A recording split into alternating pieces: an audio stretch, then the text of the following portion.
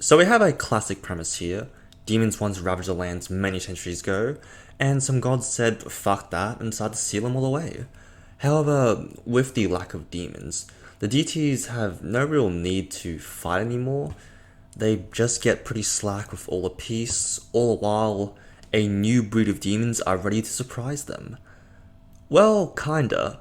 The whole synopsis you originally read does sound pretty interesting, but it's mostly put on hold in what seems to be more of a prologue for this anime. When you factor in the 7 Edatin that we're introduced to, that's the name of the gods by the way, Edatin, most of them are actually quite capable of taking down demons. We've already got a war veteran from the 800 centuries ago that's been training the younger generation. One people that's basically at her level when it comes to strength.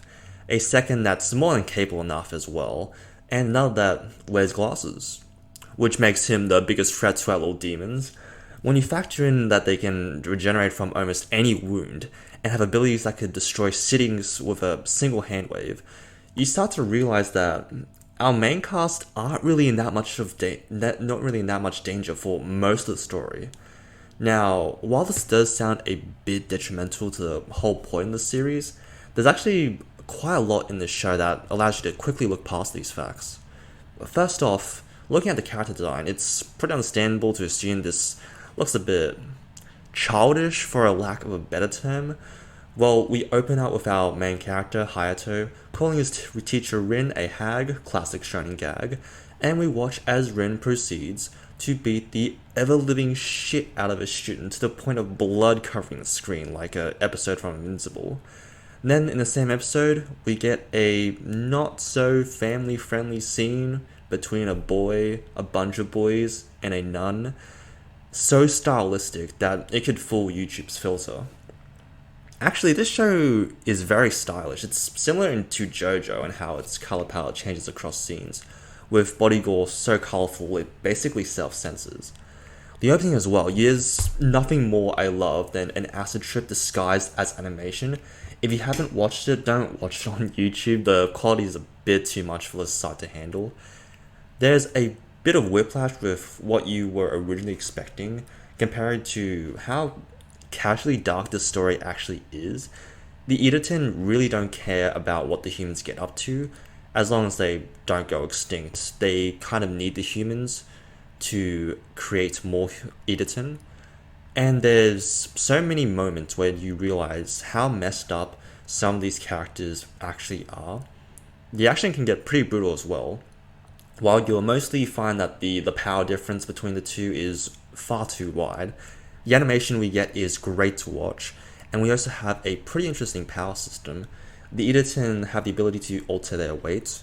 This allows them to travel at sound-breaking speeds by becoming almost weightless, while also increasing their weight to attack with the force of mountains. Well, with this overwhelming strength Edatin have, it really does feel like the demons are at a certain disadvantage and really can't do much compared to the power hitters like Rin and Prontia. So you start to care less about the battles and more of the game of tactics we see throughout the series.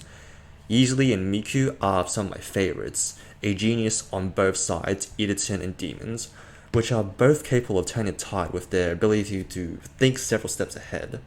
Intel turns out to be the most important factor when it comes to deciding who comes out on top, and it's amazing to watch how they gather information by taking advantages of their opponent's moves and use it to dominate the battlefield. You definitely start to care more about the characters over the action because the show does a great job of humanizing the already humanized demons. They're no longer the animalistic beasts of the past, but normal people that just so happen to also be living weapons of mass destruction. They get embarrassed when they're around their crush, they're nervous and stumble around when things don't go as expected, and they get post-nut clarity just like the rest of us. So relatable. I'll go back to when I mentioned this with the prologue, because without getting too into the spoilers, we only really get to see what the demons are capable of during the last few episodes of the show before it ends on a cliffhanger. I'm not sure if this will get a season 2. The manga is only fan scanned to near the end of the first arc. I would definitely be excited to see a continuation. Whether the anime or manga becomes my go-to remains to be seen. Definitely want to see more though. Thanks again for watching. Like, comment, subscribe, and I hope you have a good day.